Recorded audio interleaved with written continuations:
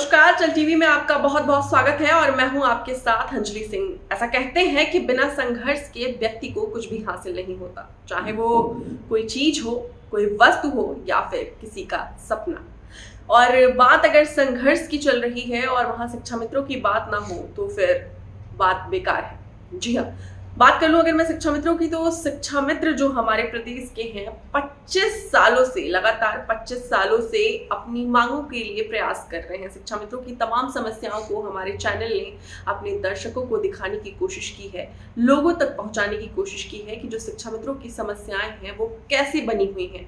अपनी आजीविका चला पाना मात्र 10,000 रुपए में कितना कठिन है। सोचिए, जो शिक्षक हमारे बच्चों को शिक्षा देते हैं, जिनके पढ़ाए हुए बच्चे आज कहीं ना कहीं अच्छे पद पे होंगे, अच्छी जगह पे हैं। ऐसा कहना है हमारे प्रदेश के शिक्षा मित्रों का कि उनके पढ़ाए हुए बच्चे मेडिकल की फील्ड में आगे काम कर रहे हैं, कई जगह काम कर रहे हैं और वो हमारे देश के बच्चों को शिक्षित करने का काम कर रहे हैं। लेकिन जो हमारे देश का भविष्य तय कर रहे हैं, जो हमारे देश के बच्चों को इस स्थान पे ले जा रहे हैं कि वो आज एक अच्छे पद पर हैं, उन्हीं शिक्षा मित्रों की आज हालत क्या है। लगातार 25 साल बहुत बड़ी बात होती है और 25 सालों से ये शिक्षा मित्र अपनी तमाम मांगों के लिए सरकार के सामने गुहार लगा रहे हैं, कोशिशें कर रहे हैं।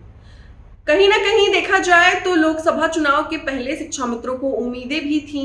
अभी सुप्रीम कोर्ट गए, सुप्रीम कोर्ट से भी उम्मीदें थीं कि कुछ हो जाएगा, लेकिन मानना पड़ेगा इन शिक्षा मित्रों को कि कोशिशें लगातार जारी हैं और इतना संघर्ष करने के बाद जब कुछ निकलकर सामने नहीं आता, फिर भी इन शिक्षा मित्रों को उम्मीदें हैं। और कहते हैं ना कि उम्मीदों पर दुनिया कायम है, लेकिन इतने सालों से ये उम्मीदें बरकरार रखना बहुत बड़ी बात होती है। तारीफ करनी होगी हमारे प्रदेश के शिक्षा मित्रों की, जिन्होंने लगातार 25 सालों से अपना धैर्य बनाए रखा है, देश की सरकार पर अपना विश्वास बनाए रखा है और प्रदेश की सरकार पर अपना विश्वास बनाए रखा है। उनका भरोसा अभी भी डगमगाया नहीं है और कहीं ना कहीं उनका ये साफ तौर पे कहना है, उन्हें उम्मीदें हैं कि लोकसभा चुनाव खत्म होने के बाद प्रदेश सरकार शिक्षा मित्रों के हित में कुछ अच्छा कर सकती है। फिलहाल शिक्षा मित्रों से जुड़ी तमाम अपडेट्स को हम आपके सामने लाते रहते हैं और आज भी प्रदेश महामंत्री सुशील कुमार यादव का एक वीडियो जारी हुआ जो हम आपके साथ साझा करने जा रहे हैं। तो आइए आपको सुनाते हैं कि आखिर प्रदेश महामंत्री सुशील कुमार यादव ने क्या कुछ कहा अपनी वीडियो के जरिए। आप सभी साथियों को जय माता दी। आप सबको माँ दुर्गे स्वस्थ रखें और सबको खुश रखें। आप सबके जीवन में खुशहाली आए, इसी मनोकामना के साथ आज से लेकर के नए दिनों में, नए संवत्सर के नए साल में आप सबको नई खुशियां मिलें। माँ दुर्गे से यही प्रार्थना है। साथियों, इधर आपने देखा होगा पिछले 2 दिनों में उत्तर प्रदेश प्राथमिक शिक्षा मित्र संघ द्वारा जनपद बनारस में बनारस के जिला अध्यक्ष भाई अजय सिंह के अध्यक्षता में प्रदेश संगठन मंत्री श्री राम द्विवेदी जी की गरिमामय उपस्थिति में मंडल अध्यक्ष वाराणसी भूपेंद्र यादव जी के सानिध्य में वाराणसी के काशी क्षेत्र के भारतीय जनता पार्टी के अध्यक्ष दिलीप पटेल जी और जिला अध्यक्ष वाराणसी, जिनका स्नेह सदा शिक्षा मित्र साथियों के साथ रहा है, भारतीय जनता पार्टी के जिला अध्यक्ष वाराणसी व एमएलसी परम आदरणीय श्री हंसराज विश्वकर्मा जी, उनकी अध्यक्षता में जनपद वाराणसी के साथियों ने 7 अप्रैल को प्रधानमंत्री कार्यालय वाराणसी में एक जिला सम्मेलन का आयोजन किया था। उस सम्मेलन में सभी साथियों ने क्षेत्रीय अध्यक्ष आदरणीय दिलीप पटेल जी और जिला अध्यक्ष वाराणसी श्री हंसराज विश्वकर्मा जी का स्वागत सम्मान किया था और अपनी समस्याओं के समाधान हेतु अग्रिम कार्यवाही उनके द्वारा किए जाने के लिए निवेदन भी किया गया था। इसके साथ साथ गोरखपुर मंडल एक जनपद ऐसा जहां से हमारे देश के माननीय प्रधानमंत्री जी आते हैं, और एक मंडल ऐसा जहां से हमारे प्रदेश के माननीय मुख्यमंत्री जी आते हैं। दोनों जगह हम लोगों ने सम्मेलन करके कार्यक्रम किया। गोरखपुर मंडल का कार्यक्रम जनपद महाराजगंज में आयोजित किया गया। वहां के मंडल अध्यक्ष भाई मुन्नू निषाद जी, जिला अध्यक्ष महाराजगंज श्री राधेश्याम गुप्ता जी ने बड़ी मेहनत से 1000 से ऊपर शिक्षा मित्र साथियों के साथ माननीय केंद्रीय वित्त राज्य मंत्री आदरणीय पंकज चौधरी जी के आवास पर कार्यक्रम का आयोजन किया।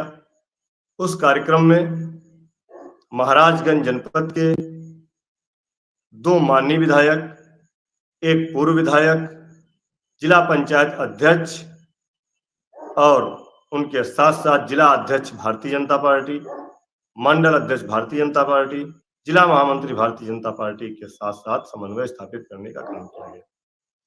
और एक बड़े स्तर का कार्यक्रम हुआ जिसको आप लोगों ने देखा होगा। माननीय मंत्री जी ने भी अपने उद्बोधन में आपने वीडियो देखा होगा, ना देखा हो तो आप देख लीजिएगा। इसके पहले वाला जो चैनल पर वीडियो है उसमें माननीय मंत्री जी का पूरा वक्तव्य है।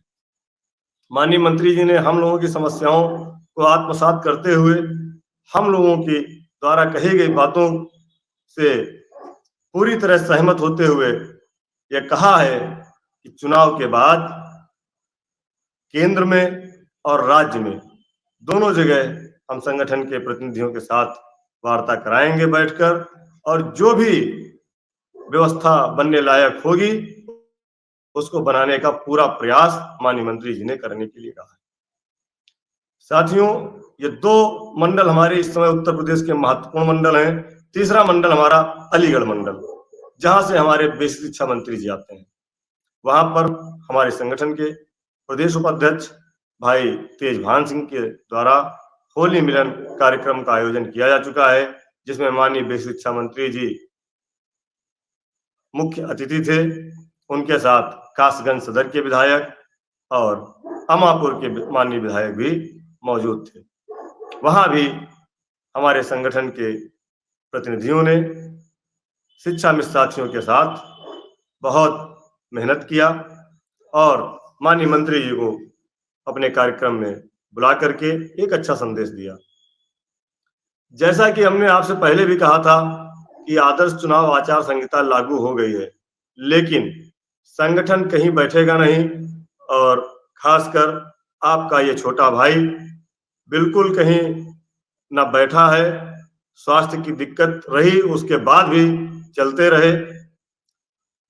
डॉक्टर ने मना किया कि सड़क मार्ग से मत जाओ, तो ट्रेन का सहारा लिया, लेकिन फिर भी आपके बीच में हमने आने के लिए वादा किया था और मैं लगातार आपके बीच में पहुंचने का प्रयास कर रहा हूं। अभी पिछले दिनों आपने देखा होगा कि बनारस में माननीय मुख्यमंत्री जी से मिलने का समय मिला था, लेकिन अचानक मुलाकात एट ए टाइम नहीं हो पाई। उसके लिए हमें खेद है, लेकिन वहां की हमारी जिला कमेटी, खासकर जिला अध्यक्ष भाई अजय सिंह और जिला अध्यक्ष भाजपा सदस्य विधान परिषद परम आदरणीय श्री हंसराज विश्वकर्मा जी का बहुत बड़ा योगदान हमारी बात, हमारी मुलाकात माननीय मुख्यमंत्री जी तक पहुंचाने के लिए रही है। और आगे भी उन्होंने कहा है कि जब भी केंद्र से और राज्य से, केंद्र से माननीय प्रधानमंत्री जी और गृह मंत्री जी जब भी आएंगे, हम पूरा प्रयास करेंगे कि संगठन के प्रतिनिधियों की मुलाकात कराएं।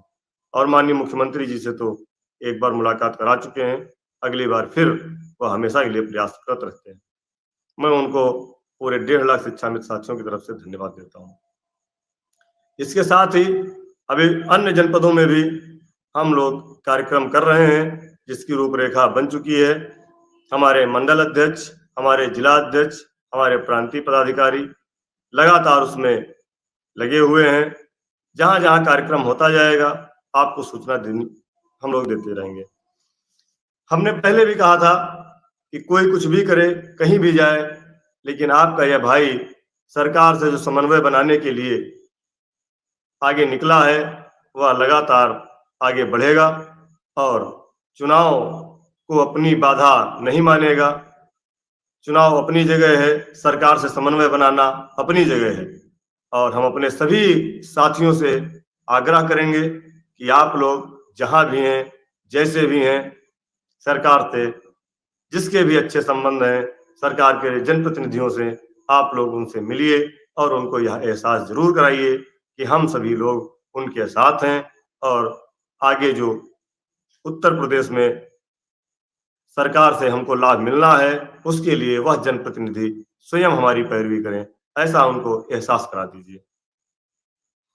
आगे की रणनीति के बारे में आप पूछ रहे हैं। मैं बता रहा हूं आपको कि हम पूरे ये 2 महीना सरकार के जनप्रतिनिधियों से मिलते रहेंगे और आगे अपना कार्य कराने के लिए उनसे निवेदन करते रहेंगे।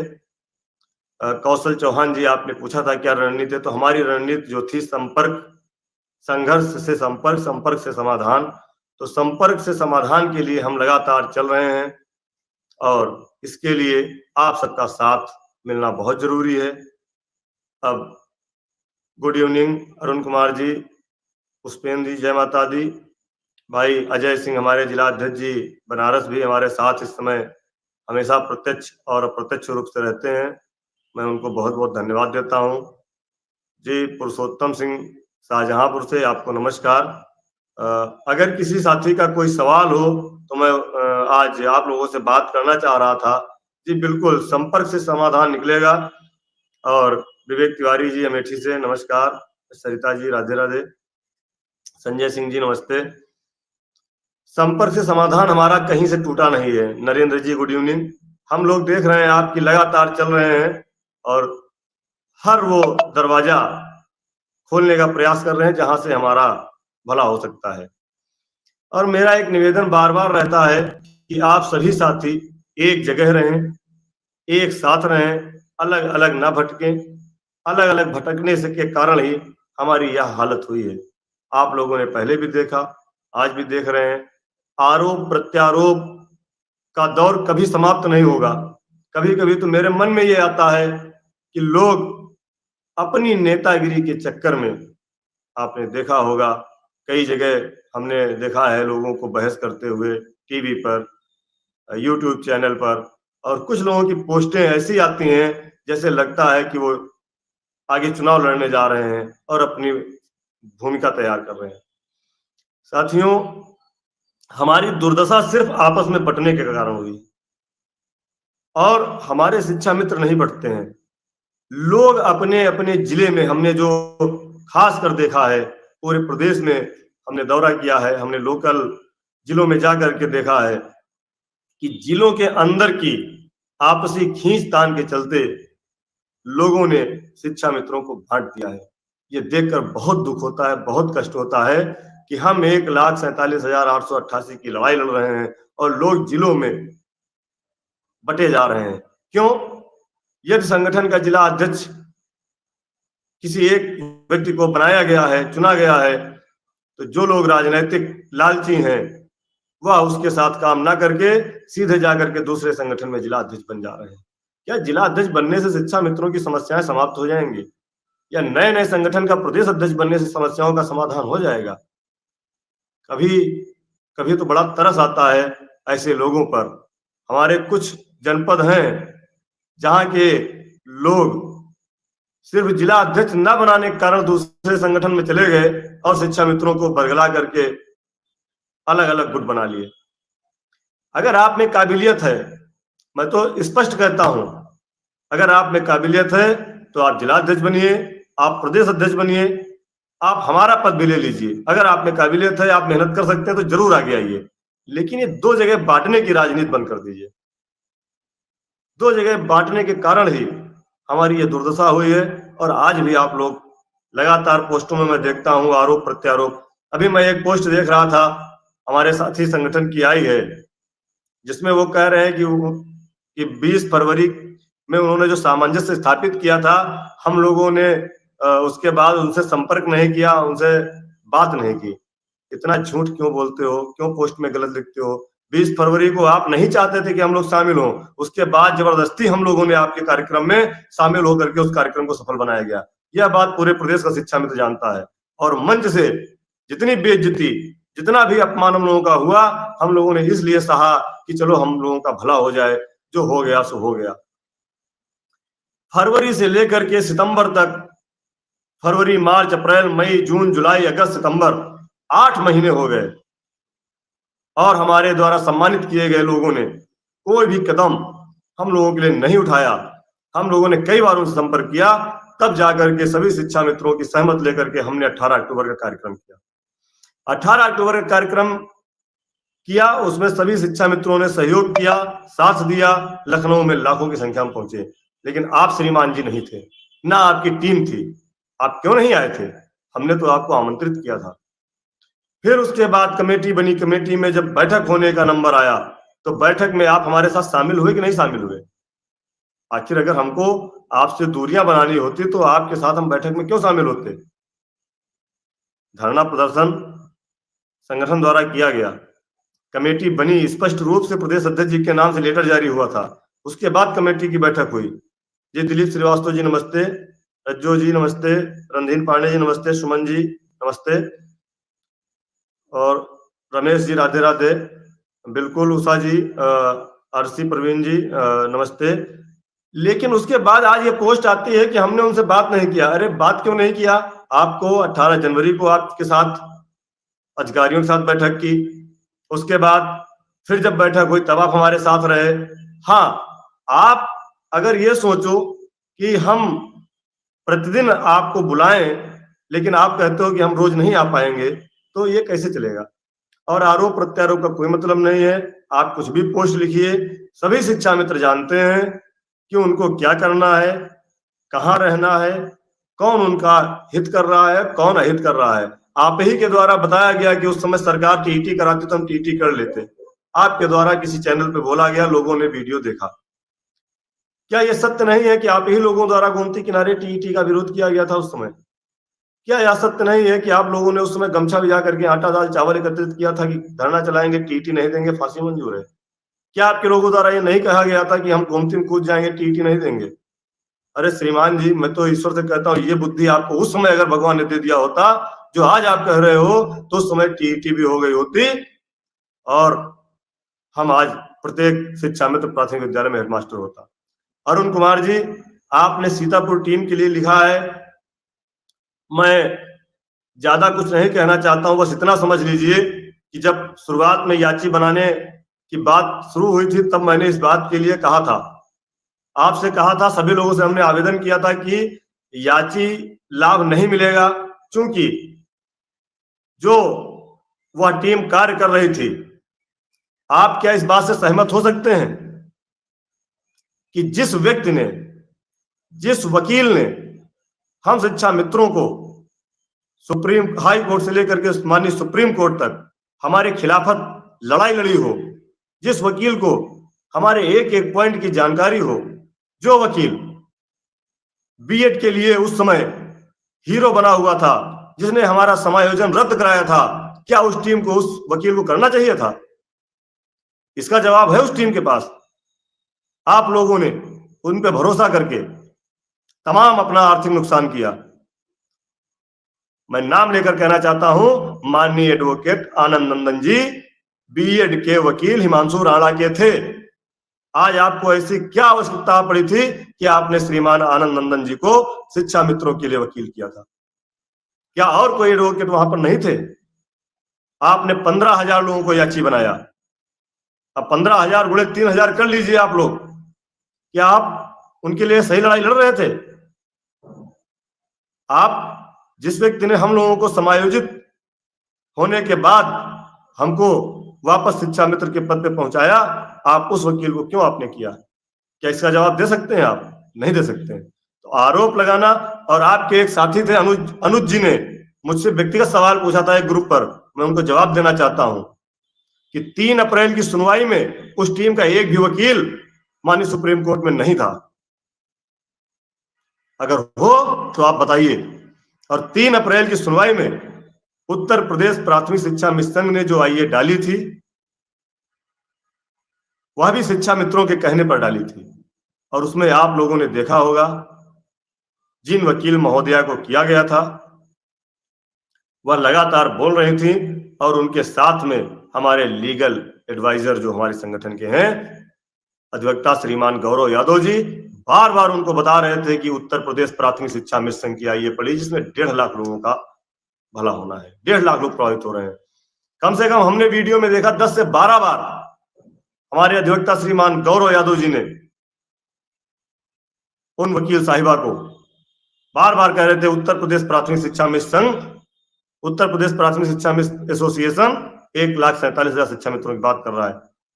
तो ये आपने ऐसे व्यक्ति को क्यों वकील किया? लेटेस्ट जीएस जीके जी, कोई जरूरत नहीं थी। मैंने पहले भी कहा था, मैं पहले भी कह रहा था कि सुप्रीम कोर्ट जाने की आवश्यकता नहीं है, लेकिन संगठन के हमारे वरिष्ठ पदाधिकारियों ने इस पर विचार किया, कुछ बात किया, और यह हुआ कि 1% भी हो सकता है कि हमको सफलता मिल जाए। लेकिन आपने देखा 3 अप्रैल को बात सुनी गई, उत्तर प्रदेश प्राथमिक शिक्षा मिशन की आईए एक्सेप्ट हुई, ये भी सच है। और अखबार में जो खबर निकली वो कोर्ट रूम से खबर आती है, उसी टीम द्वारा आरोप लगाया है कि ये पेड न्यूज थी। इस तरह की न्यूज पेड नहीं होती मेरे भाई, जिस तरह से आप आरोप लगा रहे थे। कोर्ट रूम से वही खबर निकलती है जो वहां के माननीय कोर्ट के अंदर के प्रवक्ताओं द्वारा बताई जाती है। जो न्यूज निकलती है अंदर से, वही अखबार छापता है। उसमें कोई हमारे संगठन का बयान नहीं था, वो कोर्ट न्यूज की रूम थी, और उसे एक बड़े अखबार ने छापा था कि उत्तर प्रदेश प्राथमिक शिक्षा मिशन की भी आईए स्वीकार की गई है। और रही बात 8 अप्रैल की, 8 अप्रैल को आप लोगों ने देखा, अब माननीय न्यायालय के फैसले पर कोई व्यक्ति कुछ नहीं कह सकता है, ना ही मैं कह सकता हूं, लेकिन कुछ सवाल होते हैं जो मन कचोट जाते हैं। क्योंकि हम लोग प्रभावित हैं तो सवाल उठाना हमारा लाजमी है। माननीय न्यायालय में श्रीमान न्यायाधीश महोदय आते हैं, और उन्होंने किसी भी वार्ता को, किसी भी अधिवक्ता की बात को नहीं सुना, और उन्होंने अपना जजमेंट सुना दिया।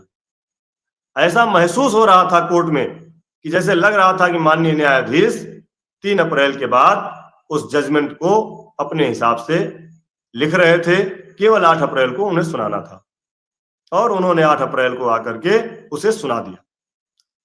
हमारे वकील ने लगातार कम से कम 10 से 12 बार हमारे अधिवक्ता गौरव जी ने और जो दूसरी अधिवक्ता महोदया थी, उन्होंने लगातार बार बार अपील किया कि सर हमारी बात सुन लीजिए, सर हम शिक्षा मित्रों की बात सुन लीजिए।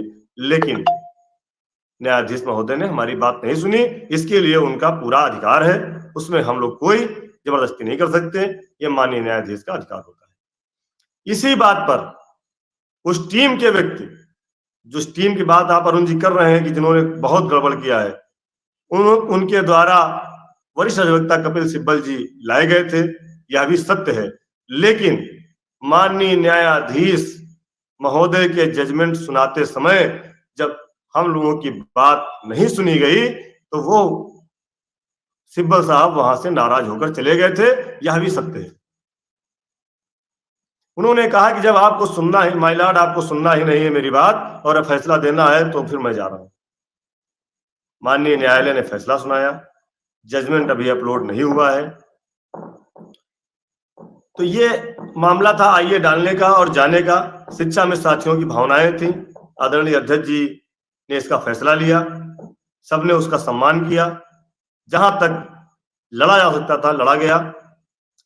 और इस कोर्ट के मामले में एक दो लोगों ने बहुत बहकाया भी, बहुत गुमराह भी किया, संगठन को भी गुमराह किया। ऐसे लोगों का भी हम आगे ध्यान रखेंगे। उसमें 1-2 लोग हमारे संगठन के भी थे जिन्होंने अधिवक्ता चयन करने में भी थोड़ा सा जल्दबाजी कर दी और उतना सहयोग नहीं मिल पाया था कि हम कोई बड़ा अधिवक्ता खड़ा करते। लेकिन जब माननीय कपिल सिब्बल साहब को कोर्ट ने नहीं सुना, माननीय कपिल सिब्बल साहब को जब कोर्ट ने नहीं सुना, तो और बड़ा अधिवक्ता ले जा करके वो भी नहीं सुनते। हमने पहले भी कहा था कि जहां पर राज्य सरकार का पक्ष रखने के लिए हरीश साल्वे जैसे बड़े वकील सरकार द्वारा हायर हों, वहां पर हमारा कौन सा वकील काम करेगा। ये बात रही आरोप प्रत्यारोप की। आप कितना भी आरोप लगाइए, लेकिन जो संघर्ष संगठन द्वारा किया गया है वह वापस संघर्ष का लाभ जरूर मिलेगा। हर क्रिया की प्रतिक्रिया होती है। जो संघर्ष करके, संपर्क करके, समाधान करके जो प्रस्ताव हम लोगों के लिए बना है, उस प्रस्ताव पर चुनाव बाद आगे काम होगा। उसके लिए हम लगातार मेहनत कर रहे हैं। और एक चीज और समझ लीजिए कि अब कोर्ट से भी लाभ तभी मिलेगा जब सरकार आपके पक्ष में होगी, क्योंकि मध्य प्रदेश की राज्य सरकार सुप्रीम कोर्ट में गई थी। देवेश शर्मा तो प्रतिनिधित्व कर ही रहे थे, मध्य प्रदेश की राज्य सरकार भी बीएड के पक्ष में गई थी। जब तक उत्तर प्रदेश की सरकार आपके पक्ष में नहीं होगी, तब तक आप कोर्ट से भी कोई मुकदमा नहीं जीत सकते हैं। और एक जो रिट टीम के द्वारा दाखिल की गई है, मैं आज बता दे रहा हूं कि सरकार अगर पक्ष में नहीं होगी तो उसमें भी कुछ नहीं होगा। अभी सरकार के पास बहुत सारे रास्ते हैं, क्योंकि हमारे मामले में जब हमारा हाई कोर्ट से मुकदमा फाइनल हुआ और हम लोगों का समायोजन रद्द किया गया, तो उत्तर प्रदेश की सरकार उस हाई कोर्ट के फैसले के खिलाफ सुप्रीम कोर्ट गई थी। वहां डायरेक्ट कोई संगठन नहीं गया था, कोई शिक्षा मित्र नहीं गया था, राज्य सरकार गई थी। उसमें हम लोगों ने भी आईए डाल करके प्रभावित होने के लिए जितने भी लोग गए थे, सबने आईए डाल करके उसमें सब शामिल हुए थे। तो राज्य सरकार और आनंद कुमार यादव वाले मामले में राज्य सरकार गई थी सुप्रीम कोर्ट, उसको फैसला दिया गया था। अभी सुप्रीम कोर्ट का रास्ता बंद नहीं हुआ है, लेकिन जब राज्य सरकार चाहेगी तो राज्य सरकार वहां मॉडिफिकेशन एप्लीकेशन डाल सकती है, वहां क्यूरेटिव पिटीशन डाल सकती है, वहां रिव्यू पिटीशन डाल सकती है। ये राज्य सरकार कर सकती है। अब वहां डायरेक्ट शिक्षा मित्र या संगठन के जाने से मुझे नहीं लगता कि कोई लाभ मिल सकता है। इसके लिए राज्य सरकार को हमें अपने पक्ष में करना है, और वह प्रक्रिया उत्तर प्रदेश प्राथमिक शिक्षा मिशन कर रहा है। 18 अक्टूबर को धरना था, धरने के बाद लगातार हम लोग कर रहे हैं। इस चुनाव में आप सबकी भी जिम्मेदारी है, आप सबकी भी जिम्मेदारी है कि आप लोग अपने अपने स्तर पर सरकार के जनप्रतिनिधियों से संपर्क करें और चुनाव में कुछ ऐसा ना महसूस होने दें जिससे सरकार को आपसे थोड़ा सा दूरी बनानी पड़े या सरकार आपके लिए नाराज हो। क्योंकि सरकार है। राज्य में माननीय योगी जी मुख्यमंत्री हैं, वह जब तक कोई डायरेक्शन नहीं देंगे तब तक हमारे लिए कुछ भी अच्छा होना नामुमकिन है। इसलिए पूरी ताकत से लग जाइए, सरकार के जनप्रतिनिधियों को अपने पक्ष में करिए। जैसे भी हो, जहां भी हो, आप लोग उनसे संपर्क करिए। संगठन संपर्क कर रहा है, आप लोग अपना नीचे स्तर पे करिए। या सरकार हमारे पक्ष में आ गई तो सरकार भी कोर्ट जाकर के हमारे लिए फैसला ला सकती है, और अगर कोर्ट नहीं भी जाती है तो सरकार चाहेगी तो हमारे भविष्य को सुरक्षित कर सकती है। सरकार के पास असीम ताकत है, बेइंतहा पावर है, और जब चाहे तब हमारे लिए यूज कर सकती है। तो आप लोगों से निवेदन है कि बहकाने में मत जाइए, किसी के भटकाने में मत जाइए। कोई भी टीम, कोई भी व्यक्ति आपको जवाबदेही नहीं कर सकता। क्योंकि हम उत्तर प्रदेश प्राथमिक शिक्षा मिशन के प्रतिनिधित्व करता है, एक जिम्मेदार पदाधिकारी हैं, इसलिए आपके साथ कोई भी घटना घटती है, उसका कोई भी गलत घटना घटती है तो वो जिम्मेदारी संगठन की है। संगठन उसका जवाबदेह है और संगठन हमेशा जवाब देगा। लेकिन जो लोग आते हैं, याची बनाते हैं, आपको लूट के चले जाते हैं, एमएलसी का चुनाव लड़ते हैं, आगे फिर तैयारी कर रहे हैं, उनसे ना तो आप सवाल कर पाते हैं ना तो वो जवाब देंगे। इसलिए मैंने पहले भी कहा था, इन सबसे बच के रहिए। ये लोग केवल हमको आपको बांटने आए हैं। टीटी पास को लेकर के हवा में उड़ रहे थे, जब आप स्वयं समझदार हैं। आपको बताने की जरूरत नहीं है कि आप टेट पास थे। यदि राज्य सरकार उस समय चाहती तो सुपर टेट लागू करने की क्या जरूरत थी? जितने लोग टेट पास थे सबको समायोजन, उनको हटाती ही नहीं समायोजन से, क्योंकि योग्यता पूरी कर रहे थे। नहीं आरती दीक्षित जी, सरकार साथ देगी तो कोर्ट भी आपके साथ आएगा। पहले की परिस्थितियां अलग थी, केंद्र में अलग सरकार थी, राज्य में अलग सरकार थी। तो राज्य की सरकार आपके साथ होती थी तो केंद्र की सरकार हट जाती थी, केंद्र की मन बनाती थी तो राज्य की हट जाती थी। आज केंद्र और राज्य में एक ही सरकार है। माननीय कोर्ट में भी सरकार की अच्छी खासी पैठ है, अच्छे अच्छे वकीलों से उनका संपर्क है, अच्छे अच्छे वकील सरकार के हायर हैं। इसलिए यदि सरकार आपके पक्ष में होगी, चाहे तो कोर्ट के माध्यम से और चाहे तो अपने सरकारी व्यवस्था से आपकी मदद कर सकती है। इसलिए कहीं से भी कोई नाराजगी ना हो।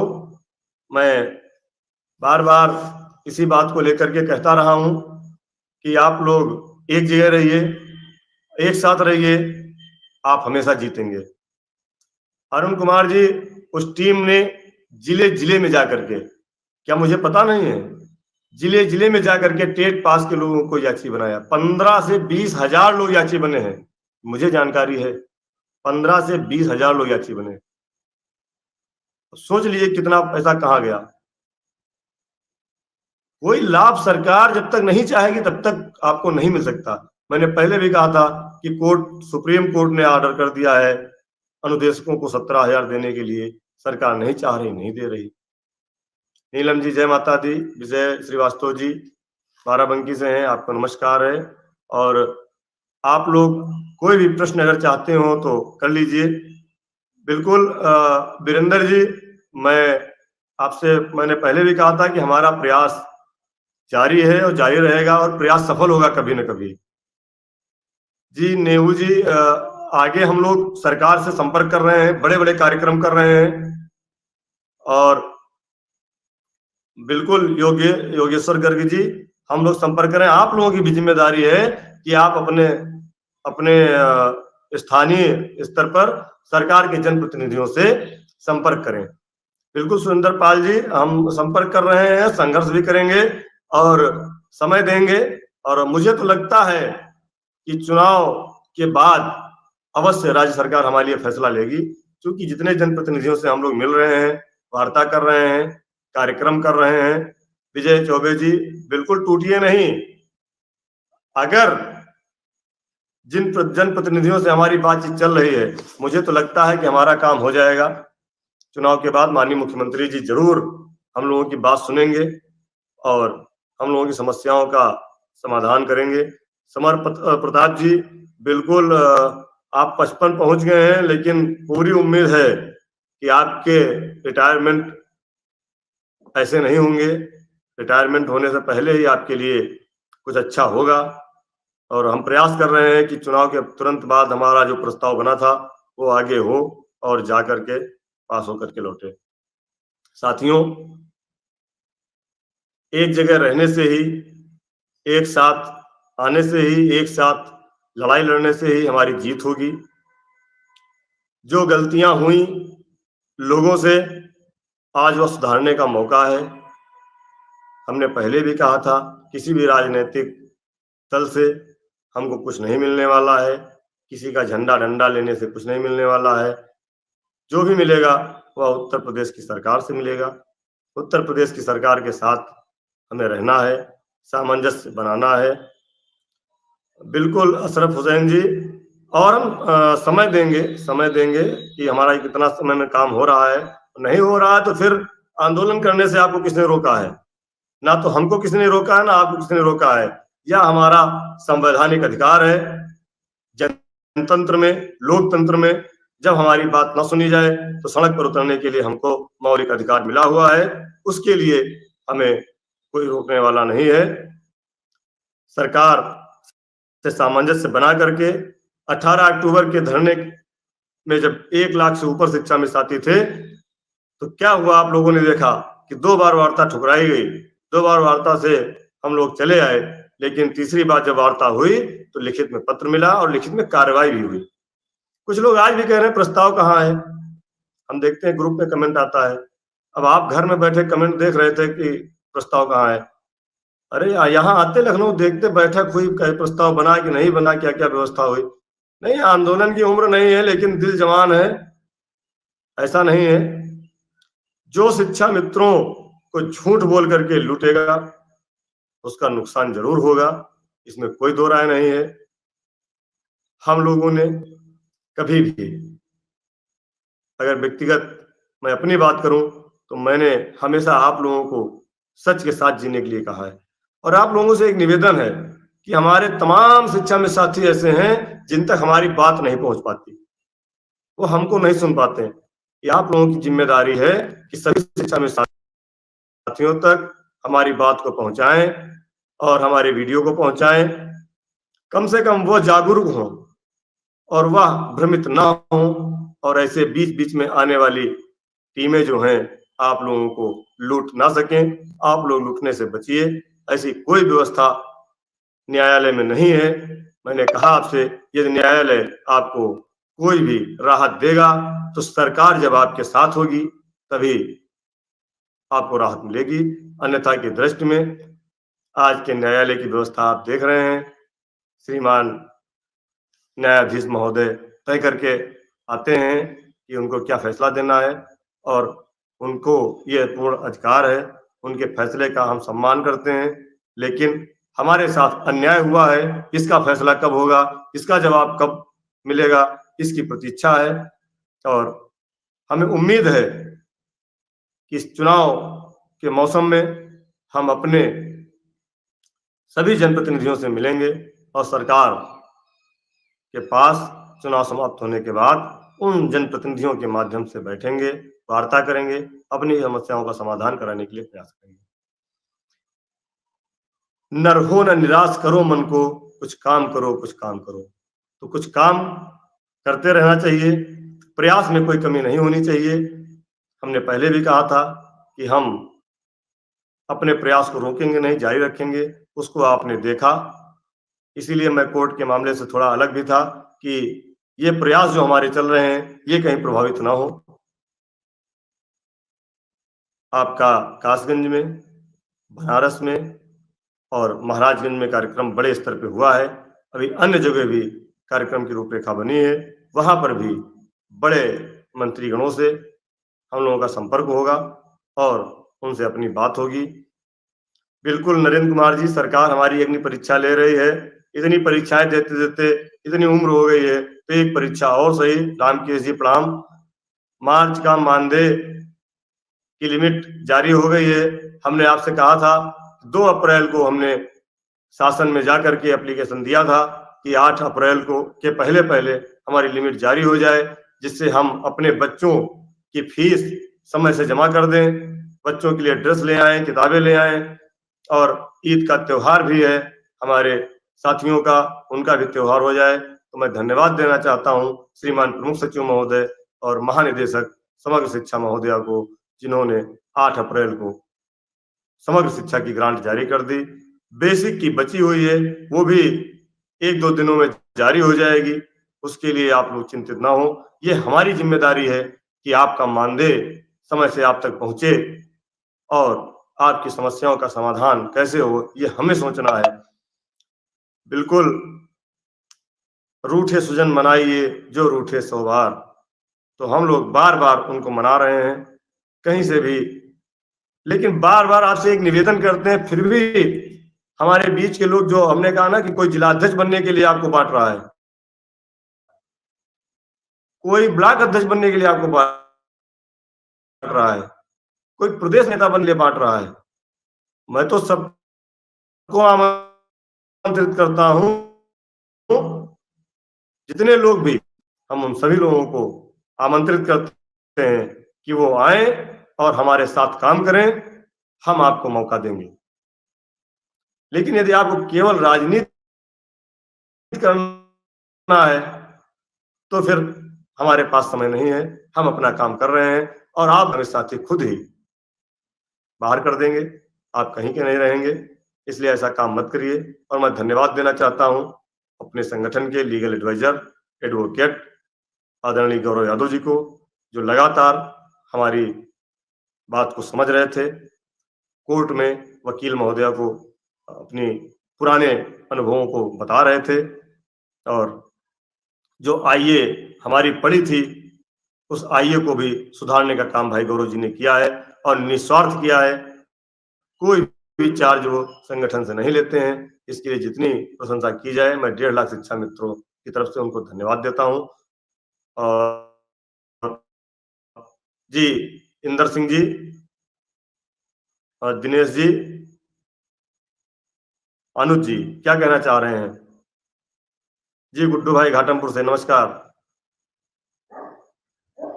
जी जी बिल्कुल, अनल प्रगट चंदन से हुई, बिल्कुल होगी। अनुज जी क्या कहना चाह रहे हैं? आपकी बात हम समझ नहीं पा रहे हैं, आप कुछ कहना चाह रहे थे। राम खिलावन राजपूत जी नमस्कार। राविंदर जी, बिल्कुल आप लोग कहीं से घबराइए नहीं, हम लोग लगातार आपके साथ हैं, कहीं हटने वाले नहीं है, टूटने वाले नहीं है। हम लड़ेंगे भी। हम मौका देख रहे हैं, अभी मौका सरकार से सामंजस्य बनाने का है। सामंजस्य बना लें। जैसे ही कुछ हमको लगेगा ऐसा, तो बिल्कुल हम आपके साथ लड़ाई लड़ने के लिए तैयार हैं। नहीं, हैशटैग का मतलब नहीं है। आप लोग व्यक्तिगत मिलिए, अपने ब्लॉक अध्यक्ष से, अपने जिला अध्यक्ष से कह के, अपने क्षेत्रीय स्तर पर जो भी जनप्रतिनिधि हैं सरकार के, उनसे मिलिए और उनको ये दिखाइए, उनको बताइए कि हम लोग आपके साथ हैं, हम लोग कहीं से अलग नहीं है। चुनाव बाद हमारी मदद करिए।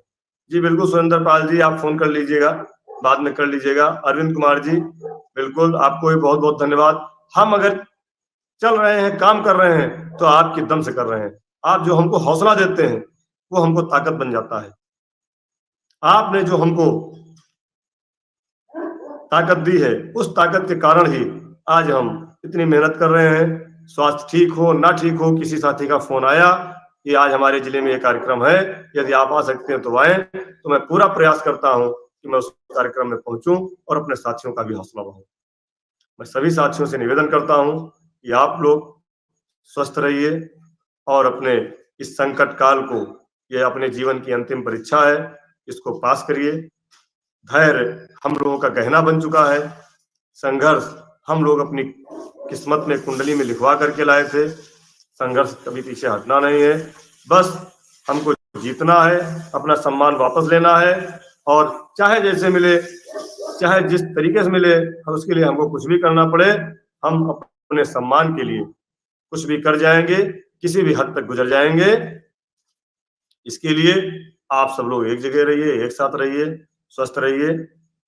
आप सबको हम बहुत बहुत धन्यवाद देते हैं, लेकिन एक निवेदन करते हैं कि आप सभी लोग इन बातों को एक एक शिक्षा मित्र तक पहुंचाएं। इसके लिए हमने चैनल जो संगठन द्वारा बनाया गया है, इस पर आपको जो संगठन काम करता है वही बताया जाता है। जो सरकार से, प्रशासन सामंजस्य की बात होती है, उस बारे में जानकारी दी जाती है। एक एक शिक्षा में साथी तक यह बात पहुंचाना आपकी जिम्मेदारी है। आप इसको सभी लोगों से सब्सक्राइब कराइए। सब्सक्राइब कराने में आपका कोई नुकसान नहीं है। हाँ, फायदा ये है कि जैसे ही कोई सूचना होती है, वो आप तक मैसेज तुरंत पहुंच जाता है और आपको किसी अन्य व्यक्ति से पूछने की जरूरत नहीं पड़ेगी। मैं ये प्रयास करता हूं कि हम अपने बीच में जो नमक तेल लगा करके खबर डालते हैं, उन लोगों से आपको अवेयर करना चाहते हैं कि हमारी बात सीधे आप तक पहुंचे, आपकी बात सीधे हम तक पहुंचे। अनुज कुमार जी, आप किस जनपद से हैं? हमारा नंबर तो लगभग पूरे प्रदेश में सबके साथ है, पास है, और आप अपने जनपद के किसी भी जिला अध्यक्ष या ब्लॉक अध्यक्ष से पूछ लेंगे, जी अनुज जी आप किस जनपद से हैं, तो आपसे बात हो जाएगी। तो साथियों, मैं कह रहा था कि जिला अध्यक्ष, जी बिल्कुल, कुछ जिला अध्यक्ष हमारे हैं, कुछ जिला अध्यक्ष हैं जो कहीं ना कहीं कुछ गड़बड़ किए हैं, एक आध हैं, उनको हम संगठन द्वारा उन पर विचार हो रहा है। बाकी हमारे जिला अध्यक्ष मेहनत कर रहे हैं, मेहनत करके ही हम लोग यहाँ तक आए हैं, यहाँ तक पहुंचे हैं। आगे भी हम लोग सफल होंगे, मेहनत करेंगे। इस YouTube चैनल को एक एक साथी को सब्सक्राइब कराइए, जिससे जब भी हम कोई मैसेज आपको देना चाहें तो तुरंत आपके पास पहुंच जाए। उसमें आपका कोई नुकसान नहीं है, आपका कोई भी पैसा उसमें नहीं लगना है, सही जानकारी।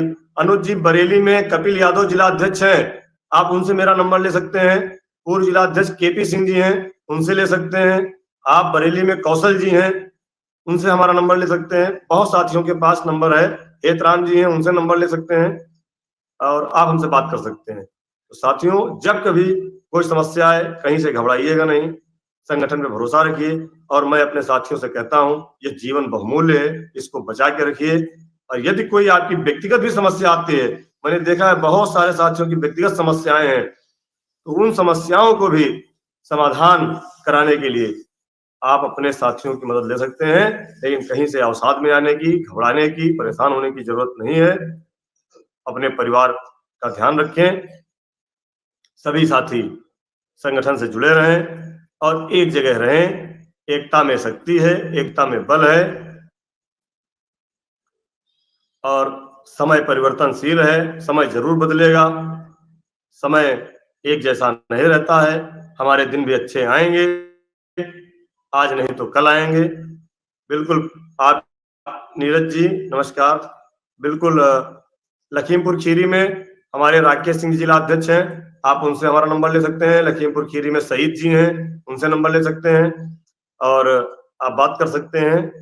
सभी साथियों को मैं पुनः एक बार धन्यवाद देता हूं और ये निवेदन करता हूं कि हमारी बात को एक एक शिक्षा में साथी तक पहुंचाएं, जिससे वह अपना आर्थिक नुकसान होने से बचें, लुटने से बचें, याची वाले झंझट से बचें।